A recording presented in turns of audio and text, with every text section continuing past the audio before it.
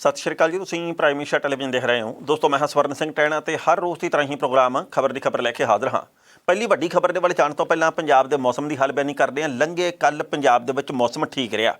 ਆਮ ਤੌਰ ਦੇ ਉੱਤੇ ਦੋਸਤੋ ਅਪ੍ਰੈਲ ਦੇ ਆਖਰੀ ਦਿਨਾਂ ਦੇ ਵਿੱਚ ਗਰਮੀ ਚੋਖੀ ਹੁੰਦੀ ਹੈ ਪੰਜਾਬ ਦੇ ਵਿੱਚ, ਪਰ ਐਤਕੀ ਅਪ੍ਰੈਲ ਦੇ ਆਖਰੀ ਦਿਨ ਤੱਕ ਵੀ ਗਰਮੀ ਬਹੁਤੀ ਨਹੀਂ ਸੀ।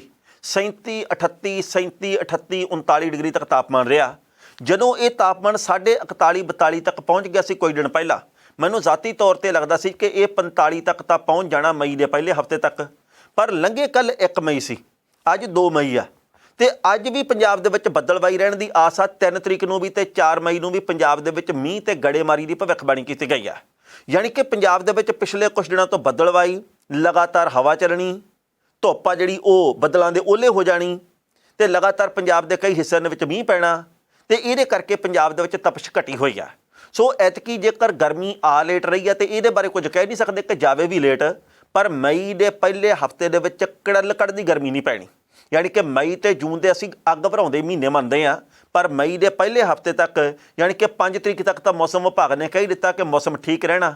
4 ਤਰੀਕ ਤੱਕ ਤਾਂ ਮੀਂਹ ਕਣੀ ਦੀ ਪੂਰੀ ਸੰਭਾਵਨਾ ਹੈਗੀ ਵੀ ਮੀਂਹ ਪਈ ਜਾਣਾ, ਪਤਾ ਨਹੀਂ ਕਿੰਨਾ ਕੁ ਪੈਂਦਾ, ਪਰ ਗਰਮੀ ਤੋਂ ਮਈ ਦਾ ਪਹਿਲਾ ਹਫ਼ਤਾ ਵੀ ਬਚਾ ਰੱਖੂਗਾ। ਘੱਟ ਪਊਗੀ ਗਰਮੀ, ਤਪਸ਼ ਨਹੀਂ ਹੋਊਗੀ ਅਤੇ ਬਾਕੀ ਜਿਵੇਂ ਜਾਣਕਾਰੀ ਆਈ ਅਤੇ ਆਪ ਜੀ ਦੀ ਕਚਹਿਰੀ ਦੇ ਵਿੱਚ ਸਾਂਝੀ ਕਰਦੇ ਰਹਾਂਗੇ। ਜਿਹੜੀ ਪਹਿਲੀ ਵੱਡੀ ਖਬਰ ਹੈ, ਜਿਹੜੀ ਕਿ ਬ੍ਰੇਕਿੰਗ ਨਿਊਜ਼ ਆ, ਬਹੁਤ ਵੱਡੀ ਖਬਰ ਹੈ, ਉਹ ਹੈਗੀ ਬੇਅਦਬੀ ਦੇ ਮਾਮਲੇ ਦੇ ਨਾਲ ਸੰਬੰਧਿਤ। ਪੰਜਾਬ ਦੇ ਵਿੱਚ ਬੇਅਦਬੀ ਪਹਿਲੀ ਵਾਰ ਨਹੀਂ ਹੋਈ। ਅਸੀਂ ਵਾਰ-ਵਾਰ ਕਹਿੰਦੇ ਹਾਂ 2015 ਦੇ ਵਿੱਚ ਬੇਅਦਬੀਆਂ ਹੋਈਆਂ, ਬਹੁਤ ਮਾੜੀ ਗੱਲ ਆ। ਬੇਅਦਬੀ ਕਿਸੇ ਵੀ ਧਰਮ ਗ੍ਰੰਥ ਦੀ ਹੋਵੇ, ਬੇਹੱਦ ਮਾੜੀ ਗੱਲ ਆ। ਇਨਸਾਨੀਅਤ ਤੋਂ ਸੱਖਣੀ ਗੱਲ ਆ। ਸੱਭਿਅਕ ਮਨੁੱਖ ਇਹ ਕੁਝ ਕਰਦੇ ਨਹੀਂ ਗੇ। ਇਹ ਜਾਨਵਰਾਂ ਵਾਲੀ ਬਿਰਤੀ ਵੀ ਨਹੀਂ, ਉਹਦੇ ਤੋਂ ਵੀ ਅੱਗੋਂ ਦੀ ਗੱਲ ਹੈਗੀ ਆ। ਪਰ ਬੇਅਦਬੀ ਦੇ ਮਾਮਲੇ ਦੇ ਉੱਤੇ ਰਾਜਨੀਤੀ ਹੁੰਦੀ ਰਹੀ ਆ। ਇਹ ਅਕਾਲੀ ਦਲ ਦੀ ਸਰਕਾਰ ਦੇ ਵਿੱਚ ਵੀ ਬੇਅਦਬੀਆਂ ਹੋਈਆਂ, ਇਹ ਕਾਂਗਰਸ ਦੇ ਰਾਜ ਦੇ ਵਿੱਚ ਵੀ ਬੇਅਦਬੀਆਂ ਹੋਈਆਂ, ਇਹ ਅੱਜ ਦੀ ਸਰਕਾਰ ਦੇ ਰਾਜ ਦੇ ਵਿੱਚ ਵੀ ਬੇਅਦਬੀਆਂ ਹੋ ਰਹੀਆਂ। ਬੇਅਦਬੀਆਂ ਕਰਨ ਵਾਲੇ ਲੋਕਾਂ ਦੀ ਮਾਨਸਿਕਤਾ ਕਿਹੋ ਜਿਹੀ ਹੋਊਗੀ, ਕਦੇ ਤਾਂ ਸ਼ਬਦ ਹੀ ਬਾਉਣੇ ਪੈ ਜਾਂਦੇ ਆ ਵੀ ਯਾਰ ਇਹਨਾਂ ਦੇ ਬਾਰੇ ਕੀ ਕਹੀਏ ਅਤੇ ਕੀ ਨਾ ਕਹੀਏ। ਮੈਂ ਸਿੱਖ ਭਾਈਚਾਰੇ ਦੇ ਨਾਲ ਸੰਬੰਧਿਤ ਆ, ਤੁਸੀਂ ਵੱਖ-ਵੱਖ ਧਰਮਾਂ ਦੇ ਨਾਲ ਸੰਬੰਧਿਤ ਹੋਵੋਗੇ, ਪਰ ਕੋਈ ਵੀ ਬੰਦਾ ਕਦੇ ਇਹ ਸੋਚ ਸਕਦਾ ਜਾਂ ਮੈਂ ਕਦੇ ਸੋਚ ਸਕਦਾ ਕਿ ਮੈਂ ਬਾਈਬਲ ਨੂੰ ਜੇਕਰ ਹੱਥ ਲਾਉਣਾ ਹੋਵੇ ਤਾਂ ਮੈਂ ਹੱਥ ਧੋ ਕੇ ਲਾਊਂਗਾ, ਮੈਂ ਬਿਨਾਂ ਧੋਤੇ ਹੱਥ ਫਿਰ ਵੀ ਨਹੀਂ ਲਾਊਂਗਾ। ਜੇ ਮੈਨੂੰ ਪਵਿੱਤਰ ਗੀਤਾ ਨੂੰ ਛੂਹਣਾ ਪਵੇ ਤਾਂ ਮੈਂ ਹੱਥ ਧੋ ਕੇ ਹੱਥਾਂ ਨੂੰ ਸੁੱਚੇ ਕਰਕੇ ਫੇਰ ਲਾਊਂਗਾ। ਜੇ ਮੈਂ ਕੁਰਾਨ ਸ਼ਰੀਫ ਨੂੰ ਛੂਹਣਾ ਹੋਵੇ ਤਾਂ ਮੈਂ ਹੱਥ ਧੋ ਕੇ ਲਾਊਂਗਾ, ਕਿਉਂਕਿ ਮੇਰੇ ਮਨ ਦੇ ਵਿੱਚ ਇਹ ਆ ਕਿ ਯਾਰ ਭਾਵੇਂ ਮੈਂ ਇਸ ਧਰਮ ਗ੍ਰੰਥ ਨੂੰ ਨਹੀਂ ਪੜ੍ਹਿਆ, ਪਰ ਫਿਰ ਵੀ ਜਿਹੜੇ ਲੋਕਾਂ ਦਾ ਹੈ ਧਰਮ ਗ੍ਰੰਥ, ਜਿਹੜੇ ਇਹਦੇ 'ਚ ਆਸਥਾ ਰੱਖਦੇ, ਉਹ ਵੀ ਤਾਂ ਮੇਰੇ ਭੈਣ ਭਾਈ ਆ। ਮੇਰੇ ਮਨ ਦੇ ਵਿੱਚ ਵੀ ਸਾਰੇ ਧਰਮਾਂ ਦਾ ਜੇਕਰ ਸਤਿਕਾਰ ਹੈ ਤਾਂ ਮੈਂ ਉਹਨਾਂ ਧਰਮਾਂ ਦਾ ਵੀ ਸਤਿਕਾਰ ਕਰੂੰਗਾ। ਅਤੇ ਗੁਰੂ ਗ੍ਰੰਥ ਸਾਹਿਬ ਜੀ ਦੀ ਬੇਅਦਬੀ ਦੇ ਬਾਰੇ ਤਾਂ ਸਿਰ ਤੋਂ ਕੰਮ ਲੈਣ ਵਾਲਾ ਬੰਦਾ ਸੋਚ ਹੀ ਕਿਵੇਂ ਸਕਦਾ। ਪਿਛਲੇ ਦਿਨੀਂ ਗੁਰਦੁਆਰਾ ਕੋਤਵਾਲੀ ਸਾਹਿਬ ਮੋਰਿੰਡਾ ਦੇ ਵਿੱਚ ਬੇਅਦਬੀ ਹੋਈ, ਬਹੁਤ ਦੁੱਖ ਹੋਇਆ। ਜਿਸ ਤਰੀਕੇ ਦੇ ਨਾਲ ਉਹਨੇ ਜਾ ਕੇ ਤਾਬੜਤੋੜ ਹਮਲਾ ਕਰਨਾ ਸ਼ੁਰੂ ਕਰਤਾ, ਗ੍ਰੰਥੀ ਸਿੰਘਾਂ ਨੂੰ ਕੁੱਟਣਾ ਸ਼ੁਰੂ ਕਰਤਾ, ਉਹਦੇ ਤੋਂ ਬਾਅਦ ਮਨ ਦੇ ਵਿੱਚ ਬੜੇ ਖਿਆਲ ਆਏ ਵੀ ਯਾਰ ਆ ਵੀ ਸਾਡੇ ਪੰਜਾਬ ਦੇ ਲੋਕ ਆ। ਬਾਅਦ ਦੇ ਵਿੱਚ ਕਹਿ ਦਿੰਦੇ ਵੀ ਇਹ ਤਾਂ ਮਾਨਸਿਕ ਰੋਗੀ ਆ, ਇਹਨਾਂ ਦਾ ਦਿਮਾਗੀ ਤਵਾਜ਼ਨ ਨਹੀਂ ਠੀਕ ਹੈਗਾ, ਇਹ ਵੀ ਇੱਕ ਨਵਾਂ ਪਖੰਡ ਆ ਪੰਜਾਬ ਦੇ ਵਿੱਚ। ਪਹਿਲਾਂ ਤੁਸੀਂ ਗੁਨਾਹ ਕਰ ਲਿਓ, ਗਲਤੀ ਨਹੀਂ ਗੁਨਾਹ ਕਰ ਲਿਓ, ਅਤੇ ਬਾਅਦ ਦੇ ਵਿੱਚ ਕਹਿ ਲਓ ਜੀ ਤਾਂ ਮਾਨਸਿਕ ਤੌਰ 'ਤੇ ਠੀਕ ਨਹੀਂ।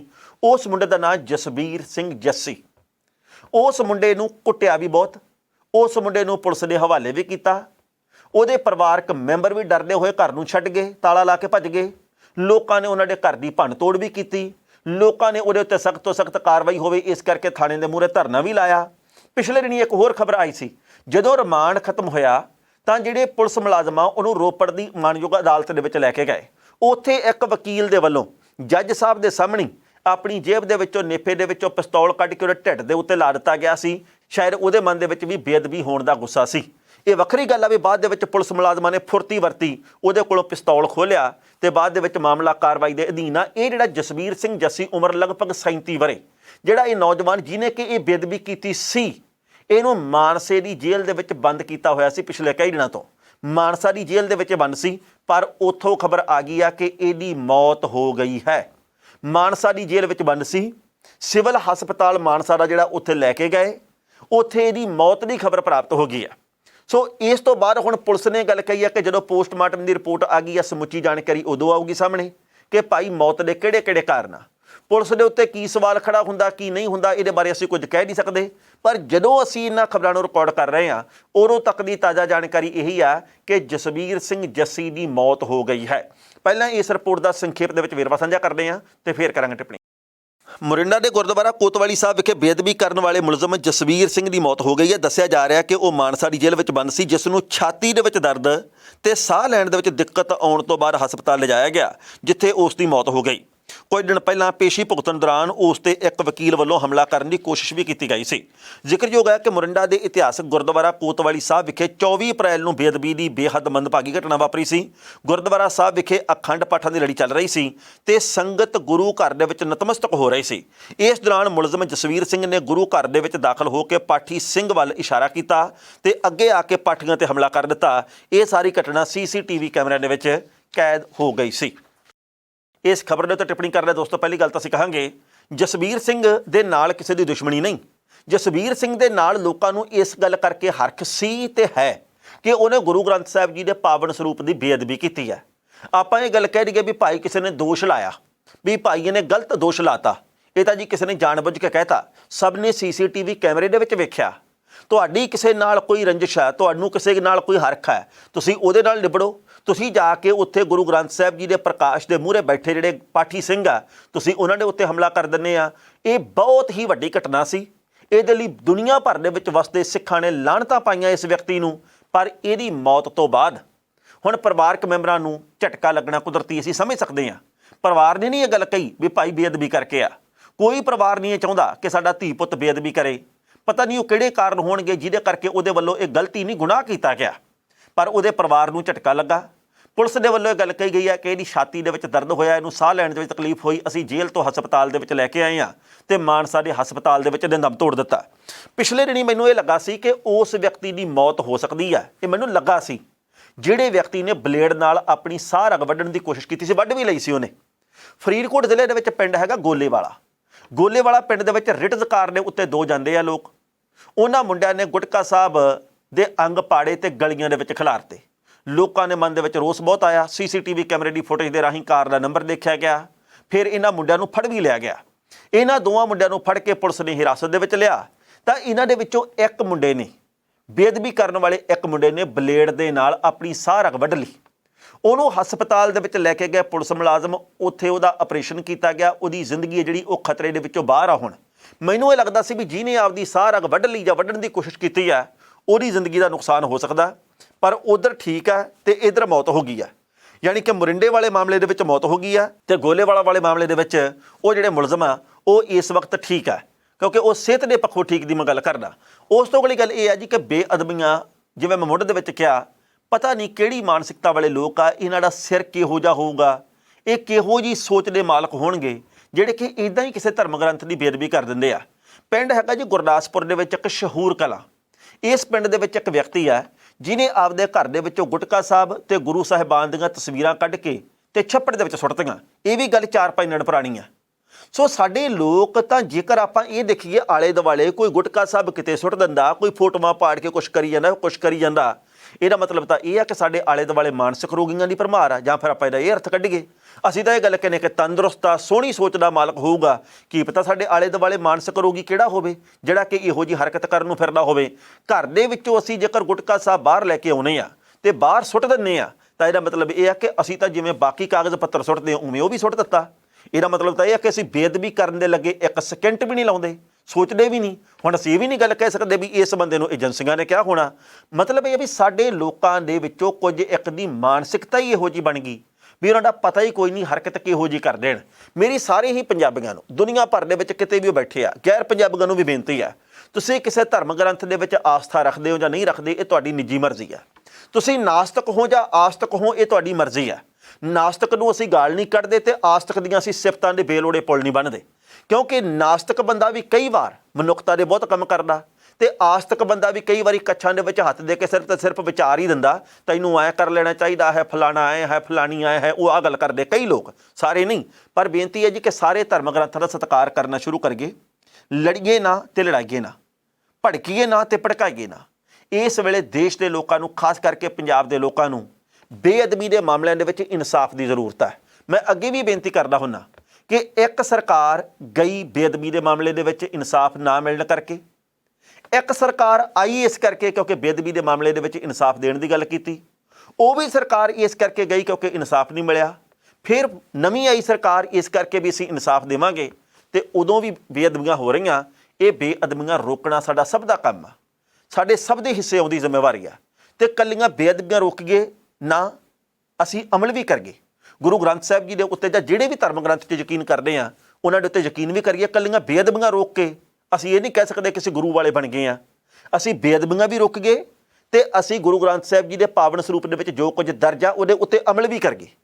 ਕੱਲਾ ਪੜ੍ਹੀਏ ਨਾ, ਉਹਦੇ ਤੇ ਅਮਲ ਕਰਨ ਦੀ ਕੋਸ਼ਿਸ਼ ਵੀ ਕਰੀਏ। ਸਮੇਂ ਦੀ ਸਭ ਤੋਂ ਵੱਡੀ ਜ਼ਰੂਰਤ ਇਹ ਆ।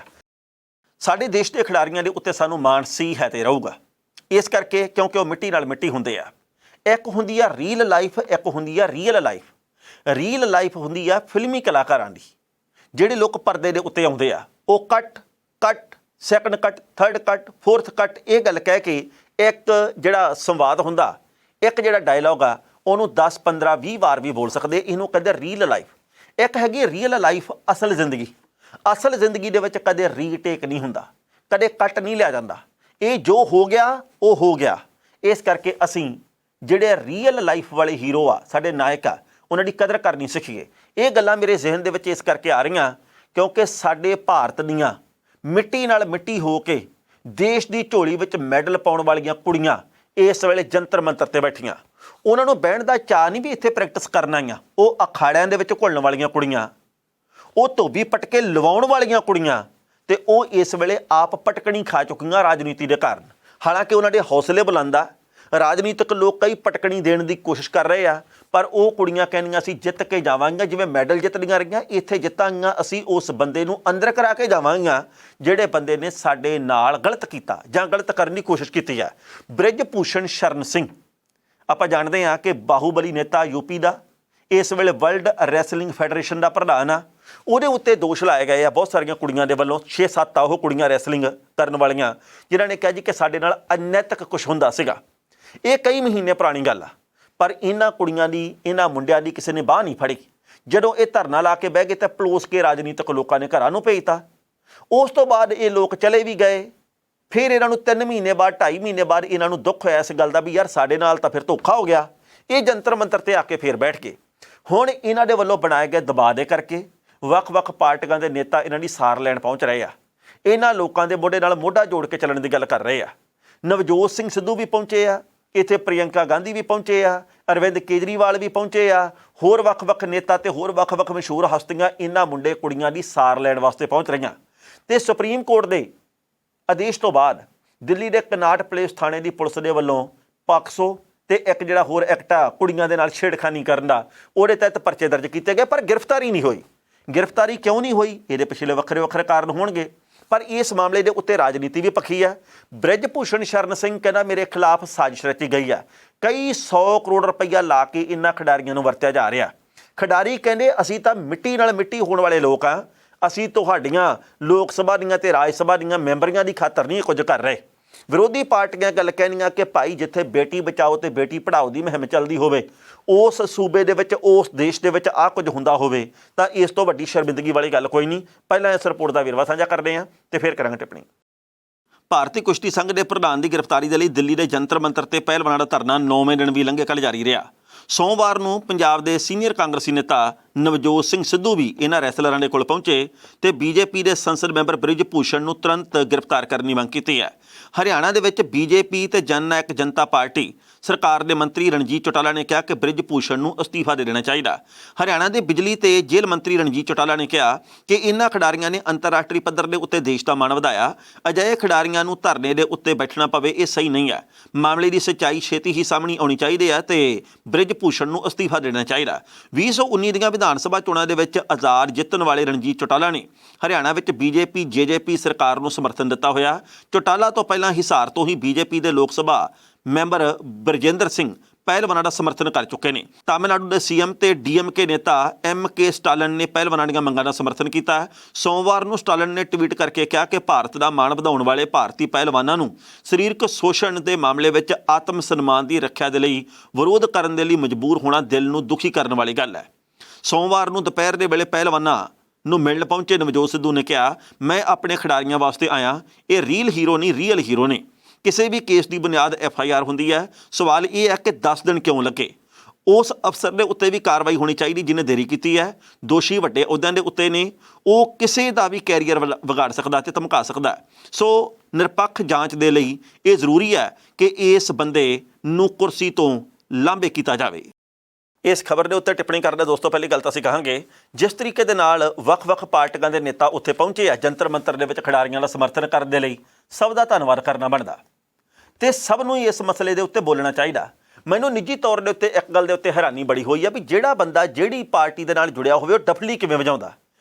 ਇੱਕ ਗੱਲ ਕਹੀ ਸਲਮਾਨ ਖਾਨ ਨੇ ਕਿ ਫਿਲਮੀ ਕਲਾਕਾਰਾਂ ਨੂੰ, ਜਿਹੜੀਆਂ ਕੁੜੀਆਂ ਨੇ, ਐਕਟਰਸ ਨੇ ਜਿਹੜੀਆਂ, ਉਹਨਾਂ ਨੂੰ ਪੂਰੇ ਕੱਪੜਿਆਂ ਦੇ ਵਿੱਚ ਆਉਣਾ ਚਾਹੀਦਾ ਤੇ ਢਕਿਆ ਹੋਇਆ ਜਿਹੜਾ ਤਨ ਆ ਉਹ ਵੱਧ ਖੂਬਸੂਰਤ ਲੱਗਦਾ। ਇਸ ਗੱਲ ਦੇ ਉੱਤੇ ਕੰਗਣਾ ਰਣੌਤ ਨੇ ਟਿੱਪਣੀ ਕੀ ਕੀਤੀ? ਉਹ ਕਹਿੰਦੀ ਹਮਾਰੇ ਦੇਸ਼ में औरत सुरक्षित है, हमारा देश सुरक्षित है, आपको ਫਿਕਰ करने की कोई ਜ਼ਰੂਰਤ ਨਹੀਂ ਆ। ਇਹ ਵੀ ਗੱਲ ਠੀਕ ਆ। ਤੁਸੀਂ ਕਹਿੰਦੇ ਹੋ ਵੀ ਦੇਸ਼ ਸੁਰੱਖਿਅਤ ਆ ਤੇ ਉਹ ਕੁੜੀਆਂ ਨੇ ਜਿਹੜੀਆਂ ਜੰਤਰ ਮੰਤਰ ਤੇ ਬੈਠੀਆਂ, ਉਹਨਾਂ ਦੇ ਕੋਲੇ ਜਾਓ। ਫਿਰ ਤੁਹਾਨੂੰ ਆਪਣੀ ਡਫਲੀ ਵਜਾਉਂਦਿਆਂ ਲੱਗਦਾ ਵੀ ਭਾਈ ਮੈਂ ਤਾਂ ਇੱਕ ਰਾਜਨੀਤਿਕ ਧਿਰ ਨੂੰ ਖੁਸ਼ ਕਰਨਾ, ਕਿਉਂਕਿ ਇੱਧਰੋਂ ਟਿਕਟ ਆਉਣੀ ਆ ਮੰਡੀ ਖੇਤਰ ਦੇ ਵੱਲੋਂ, ਪਰ ਤੁਸੀਂ ਉਹਨਾਂ ਕੁੜੀਆਂ ਦੇ ਬਾਰੇ ਗੱਲ ਕਿਉਂ ਨਹੀਂ ਕਰਦੇ? ਜਾਓ ਉੱਥੇ ਤੇ ਇਹ ਗੱਲ ਕਹੋ, ਭਾਵੇਂ ਬ੍ਰਿਜ ਭੂਸ਼ਣ ਕਿਸੇ ਵੀ ਪਾਰਟੀ ਦਾ ਹੋਵੇ, ਕਾਂਗਰਸ ਦਾ ਹੋਵੇ, ਆਪ ਦਾ ਹੋਵੇ, ਬੀਜੇਪੀ ਦਾ ਹੋਵੇ, ਕਿਸੇ ਹੋਰ ਧਿਰ ਦਾ ਹੋਵੇ, ਜਿਹੜਾ ਗਲਤ ਹੈ ਉਹ ਗਲਤ ਹੈ। ਉਦੋਂ ਤੁਸੀਂ ਕੁੜੀ ਨਹੀਂ, ਉਦੋਂ ਤੁਸੀਂ ਔਰਤ ਨਹੀਂ, ਉਦੋਂ ਬੋਲਦੇ ਨਹੀਂ, ਤੇ ਜਦੋਂ ਗੱਲ ਕਰਨੀ ਚਾਹੀਦੀ ਹੈ ਉਦੋਂ ਆਪਣਿਆਂ ਦੀ ਕਰ ਲਿਆ, ਤੇ ਜੇਕਰ ਹੋਰ ਹੋਵੇ ਤਾਂ ਫਿਰ ਆਪਾਂ ਨਿੱਠ ਕੇ ਆਉਂਦੇ ਆ। ਮਤਲਬ ਇਹ ਆ ਵੀ ਇਸ ਮਾਮਲੇ ਤੇ ਪਾਰਦਰਸ਼ਤਾ ਰੱਖਣੀ ਚਾਹੀਦੀ ਆ, ਨਿਰਪੱਖਤਾ ਹੋਣੀ ਚਾਹੀਦੀ ਆ। ਇਸ ਮਾਮਲੇ ਦੇ ਉੱਤੇ ਇਹ ਨਹੀਂ ਵੀ ਦੂਜੇ ਦੀਆਂ ਆਪਾਂ ਹੱਥ ਦੇ ਵਿੱਚ ਤੇ ਆਪਦੀਆਂ ਕੱਛ ਦੇ ਵਿੱਚ ਲੈ ਕੇ ਤੁਰੇ ਫਿਰਦੇ ਰਹਿਗੇ। ਸੋ ਕੁਝ ਕੁ ਲੋਕ ਇੱਦਾਂ ਦਾ ਕੰਮ ਕਰ ਰਹੇ ਆ। ਮੀਡੀਆ ਦਾ ਵੱਡਾ ਹਿੱਸਾ ਵੀ ਇਹਨਾਂ ਰੈਸਲਰਾਂ ਦੀ ਖਬਰ ਨਹੀਂ ਦਿਖਾ ਰਿਹਾ, ਕਿਉਂਕਿ ਉਹਨਾਂ ਨੂੰ ਉੱਤੋਂ ਡਰ ਆ। ਉਹ ਇਹ ਗੱਲ ਕਹਿੰਦੇ ਵੀ ਬਸ ਇੱਕ ਬਹੁਤ ਬੜਾ ਮਸਲਾ ਥਾ, खिडारियों के लिए ऐसे जांच पड़ताल होगी, 2-17 बोलियां, गल खत्म। तो जेकर किसी होर पार्टी के नेता के उत्ते दोष लगे होंदे तो उन्होंने 4-4 घंटे दी कहानियां बना पेश करनियां सी, फिर तो कार्टून बना पेश करी जाते होंदे कि वो ऐसे आया, उसने यहाँ से जाना था, इस तरीके से निकल गया होगा, ऐसे हो गया होगा, इसने ऐसे यौन शोषण किया होगा, फिर आ गल्लां चलदियां। कोई भी धक्का करे वो गलत आ। साडा मीडिया भी वड्डा हिस्सा ते जिहड़ियां साडीਆਂ फिल्मी कलाकारां ਉਹ भी ਤੇ ਸਾਡੇ ਵੱਡੀ ਗਿਣਤੀ ਦੇ ਵਿੱਚ ਰਾਜਨੀਤਿਕ ਲੋਕ ਉਹ ਇਸ ਮਾਮਲੇ ਦੇ ਉੱਤੇ ਮਿੱਟੀ ਪਾਉਣ ਨੂੰ ਫਿਰਦੇ ਆ, ਪਰ ਖਿਡਾਰੀਆਂ ਦੇ ਜਜ਼ਬੇ ਨੂੰ ਸਲਾਮ ਕਰਦੇ ਆ। ਉਹਨਾਂ ਨੇ ਕਿਹਾ ਜੀ ਕਿ ਸਾਡੀਆਂ 3 ਮੰਗਾਂ ਨੇ, ਇਹ ਬੰਦਾ ਅਸਤੀਫਾ ਦੇਵੇ, ਇਸ ਬੰਦੇ ਦੇ ਉੱਤੇ ਜਿਹੜਾ ਪਰਚਾ ਦਰਜ ਹੋਇਆ ਇਹਨੂੰ ਗ੍ਰਿਫਤਾਰ ਕੀਤਾ ਜਾਵੇ ਤੇ ਇਹਨੂੰ ਜੇਲ੍ਹ ਦੇ ਵਿੱਚ ਭੇਜਿਆ ਜਾਵੇ, ਫਿਰ ਅਸੀਂ ਅਗਲੀ ਗੱਲ ਕਰਾਂਗੇ। ਤੇ ਅੱਗੋਂ ਜਨਾਬ ਨੇ ਕਿਹੜੀ ਗੱਲ ਕਹੀ ਆ, ਦੇਖੋ ਬ੍ਰਿਜ ਭੂਸ਼ਣ ਕੀ ਕਹਿੰਦਾ, ਕਹਿੰਦਾ ਜੀ ਮੈਨੂੰ ਪਤਾ ਵੀ ਹਰਿਆਣੇ ਦੇ ਇੱਕ ਬਹੁਤ ਵੱਡੇ ਨੇਤਾ ਨੇ ਚਾਲ ਚੱਲੀ ਆ, ਕਿਉਂਕਿ ਇਹ ਸਾਰੀਆਂ ਖਿਡਾਰਨਾਂ ਤੇ ਖਿਡਾਰੀ ਇੱਕੋ ਅਖਾੜੇ ਨਾਲ ਸੰਬੰਧਿਤ ਆ। कहना जी ये बहुत वड्डी राजनीतिक साजिश रची गई है, हद होगी। कहना मैं अस्तीफा दे दूंगा पर मैं अपराधी बन के अस्तीफा नहीं देना। तो आप जी होर की बन के देना चाਹੁੰਦੇ, हीरो बन के देना ਚਾਹੁੰਦੇ अस्तीफा? बहुत कमाल का काम किया, होर आप जी दे लई की किया जाए ਇਹ ਦੱਸ ਦਿਓ। ਸੋ ਮਤਲਬ ਇਹ ਵੀ ਬੰਦਾ ਬਾਹਰਲੇ ਮੁਲਕ ਦੇ ਵਿੱਚ ਇਹ ਗੱਲ ਕਹਿੰਦਾ ਮੇਰੇ ਤੇ ਦੋਸ਼ ਲੱਗੇ, ਮੈਂ ਉਹਦੇ ਤੋਂ ਪਾਸੇ ਹੁੰਨਾ, ਨਿਰਪੱਖ ਪੜਤਾਲ ਹੋਣੀ ਚਾਹੀਦੀ ਹੈ, ਜੇਕਰ ਮੈਂ ਬੇਕਸੂਰ ਸਾਬਤ ਹੋ ਗਿਆ ਤੇ ਫਿਰ ਭਾਈ ਮੈਂ ਉਹਦਾ ਸੰਭਾਲੂੰਗਾ। ਇੱਥੇ ਕੁਰਸੀ ਛੱਡ ਕੇ ਨਹੀਂ ਰਾਜੀ ਕੋਈ, ਅਗਲਾ ਕਹਿੰਦਾ ਮੇਰੇ ਨਾਲ ਹੀ ਫੂਕ ਦਿਓ ਕੁਰਸੀ, ਮੈਂ ਹੀ ਨਹੀਂ ਕਿਸੇ ਵਾਸਤੇ ਛੱਡਣੀ, ਇਹ ਸਾਡੇ ਦੇਸ਼ ਦੇ ਵਿੱਚ ਹੀ ਆ। ਪਿਛਲੇ ਕਈ ਦਿਨਾਂ ਤੋਂ ਇਸ ਗੱਲ ਦੀ ਚਰਚਾ ਚੱਲ ਰਹੀ ਸੀ ਕਿ ਅਕਾਲੀ ਦਲ ਤੇ ਬੀਜੇਪੀ ਦਾ ਗੱਠਜੋੜ ਹੋ ਜਾਣਾ, ਪਰ ਹੁਣ ਇਉਂ ਲੱਗਦਾ ਕਿ ਇਹ ਛੇਤੀ ਕਿਤੇ ਨਹੀਂ ਹੋਣਾ। ਪਹਿਲਾ ਕਾਰਨ ਕੀ ਸੀਗਾ ਵੀ ਕਿਉਂ ਲੱਗਣ ਲੱਗ ਪਿਆ ਸੀ? ਵੱਡੇ ਬਾਦਲ ਸਾਹਿਬ, ਸਤਿਕਾਰਯੋਗ ਬਾਦਲ ਸਾਹਿਬ ਤੁਰ ਗਏ ਜਹਾਨੋਂ। ਉਹਨਾਂ ਦੀ ਮੌਤ ਤੋਂ ਬਾਅਦ ਅਗਲੇ ਦਿਨ ਜਦੋਂ ਪਾਰਟੀ ਦਫ਼ਤਰ ਦੇ ਵਿੱਚ ਰੱਖੀ ਸੀਗੀ ਮ੍ਰਿਤਕ ਦੇਹ, ਤਾਂ ਪ੍ਰਧਾਨ ਮੰਤਰੀ ਨਰਿੰਦਰ ਮੋਦੀ ਉੱਥੇ ਪਹੁੰਚੇ, ਸੰਸਕਾਰ ਦੇ ਮੌਕੇ JP ਨੱਡਾ ਸਾਹਿਬ ਪਹੁੰਚੇ, ਬਾਅਦ ਦੇ ਵਿੱਚ ਅਨੁਰਾਗ ਠਾਕੁਰ ਹੋਰੀ ਘਰ ਦੇ ਵਿੱਚ ਪਹੁੰਚੇ ਦੁੱਖ ਦਾ ਇਜ਼ਹਾਰ ਕਰਨ ਦੇ ਲਈ, ਕਈ ਹੋਰ ਕੇਂਦਰੀ ਮੰਤਰੀ ਪਹੁੰਚੇ ਤੇ ਲੋਕਾਂ ਦੇ ਵਿੱਚ ਇਸ ਗੱਲ ਦੀ ਮੀਡੀਆ ਦੇ ਵਿੱਚ ਵੀ ਚਰਚਾ ਛਿੜ ਪਈ ਕਿ ਭਾਈ ਸ਼ਾਇਦ ਫਿਰ ਇਹਨਾਂ ਦੀ ਇੱਕ ਵਾਰ ਗੱਠਜੋੜ ਦੀ ਕਹਾਣੀ ਸਿਰੇ ਲੱਗ ਜੇ। ਫਿਰ BJP ਦੇ ਕੁਝ ਨੇਤਾਵਾਂ ਨੇ ਕਿਹਾ, ਜਿਹੜੇ ਸੁਰਜੀਤ ਕੁਮਾਰ ਜਾਨੀ ਸਾਹਿਬ ਨੇ, ਉਹ ਕਹਿੰਦੇ ਜੀ ਕਿ ਗੱਠਜੋੜ ਹੋ ਜਾਣਾ ਚਾਹੀਦਾ। ਵਿਰਸਾ ਸਿੰਘ ਵਲਟੋਹਾ ਕਹਿੰਦੇ ਗੱਠਜੋੜ ਹੋਣਾ ਹੀ ਚਾਹੀਦਾ। ਕੁਝ ਕੁ ਹੋਰ ਨੇਤਾਵਾਂ ਨੇ ਕਿਹਾ ਗੱਠਜੋੜ ਹੋ ਹੀ ਜਾਊਗਾ, ਪਰ ਜਦੋਂ ਪੱਤਰਕਾਰਾਂ ਨੇ ਹਰਦੀਪ ਸਿੰਘ ਪੁਰੀ ਜਿਹੜੇ ਕਿ ਕੇਂਦਰੀ ਮੰਤਰੀ ਸਾਹਿਬ ਉਹਨਾਂ ਨੂੰ ਪੁੱਛਿਆ, ਉਹ ਕਹਿੰਦੇ BJP ਇਕੱਲੀ ਹੀ ਤੇਜ਼ ਗਤੀ ਨਾਲ ਪੰਜਾਬ 'ਚ ਅੱਗੇ ਵਧ ਰਹੀ ਹੈ, ਗੱਠਜੋੜ ਦੀ ਹਾਲੇ ਕੋਈ ਜ਼ਰੂਰਤ ਨਹੀਂ। ਮਤਲਬ ਇਹ ਆ ਕਿ BJP ਦੇ ਵੱਲੋਂ ਹਾਲੇ ਉਚੇਚਾ ਯਤਨ ਕੋਈ ਨਹੀਂ ਕੀਤਾ ਜਾ ਰਿਹਾ ਕਿ ਅਸੀਂ ਗੱਠਜੋੜ ਕਰੀਏ। ਮੈਨੂੰ ਨਿੱਜੀ ਤੌਰ 'ਤੇ ਲੱਗਦਾ ਵੀ ਇਹ ਗੱਠਜੋੜ ਹੁਣ ਇੰਨੀ ਛੇਤੀ ਨਹੀਂ ਹੋਣਾ। ਅਕਾਲੀ ਦਲ ਨੂੰ ਕਾਹਲ ਹੋ ਸਕਦੀ, BJP ਨੂੰ ਨਹੀਂ। ਮੈਨੂੰ ਨਿੱਜੀ ਤੌਰ 'ਤੇ ਲੱਗਦਾ ਵੀ ਜੇਕਰ ਕਿਸੇ ਮੋੜ ਦੇ ਉੱਤੇ ਜਾ ਕੇ ਗੱਠਜੋੜ ਹੋਇਆ ਤਾਂ ਅੱਗੇ ਕਹਿੰਦੇ ਹੁੰਦੇ ਸੀ ਕਿ ਅਕਾਲੀ ਦਲ ਪਤੀ ਹੈ ਤੇ BJP ਪਤਨੀ ਹੈ, ਪਰ ਐਤਕੀ ਰੁਤਬੇ ਅਹੁਦੇ ਬਦਲ ਜਾਣੇ ਆ। ਐਤਕੀ ਪਤਨੀ ਸ਼ਾਇਦ BJP ਹੋਵੇ ਤੇ BJP ਪਤੀ ਹੋਵੇ। ਦੂਜੀ ਗੱਲ ਇਹ ਹੈ ਵੀ ਸ਼ਾਇਦ ਮੇਰਾ ਨਿੱਜੀ ਤੌਰ 'ਤੇ ਅੰਦਾਜ਼ਾ ਹੋ ਸਕਦਾ ਵੀ ਜਿਹੜੀ ਇਹ ਜਲੰਧਰ ਦੀ ਜ਼ਿਮਨੀ ਚੋਣ ਦਾ ਨਤੀਜਾ ਉਹਦੇ ਆਧਾਰ ਦੇ ਉੱਤੇ ਗੱਠਜੋੜ ਕਰਨਾ ਜਾਂ ਨਹੀਂ ਕਰਨਾ ਇਹਦਾ ਫੈਸਲਾ ਹੋਵੇ।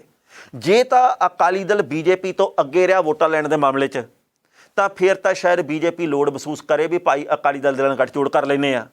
ਪਰ ਜੇ ਬੀਜੇਪੀ ਅੱਗੇ ਰਹੀ ਤੇ ਅਕਾਲੀ ਦਲ ਉਹਨਾਂ ਤੋਂ ਵੀ ਪਿੱਛੇ ਰਿਹਾ ਤੇ ਫਿਰ ਬੀਜੇਪੀ ਨੂੰ ਬਿਲਕੁਲ ਜ਼ਰੂਰਤ ਨਹੀਂ ਮਹਿਸੂਸ ਹੋਣੀ। ਉਹਨਾਂ ਨੇ ਕਹਿਣਾ ਵੀ ਤੁਹਾਡੇ ਵਾਲੀ ਥਾਂ ਤਾਂ ਅਸੀਂ ਲਈ ਬੈਠੇ ਆ, ਜਿਹੜੀ ਥਾਂ ਤੁਸੀਂ ਲੈਣੀ ਸੀ ਤੁਸੀਂ ਤਾਂ ਉਸ ਤੋਂ ਵੀ ਖਿਸਕ ਗਏ ਆ, ਜਿਵੇਂ ਕਿ ਸੰਗਰੂਰ ਵਾਲੀ ਉਪ ਚੋਣ ਦੇ ਵਿੱਚ ਖਿਸਕੇ ਆ।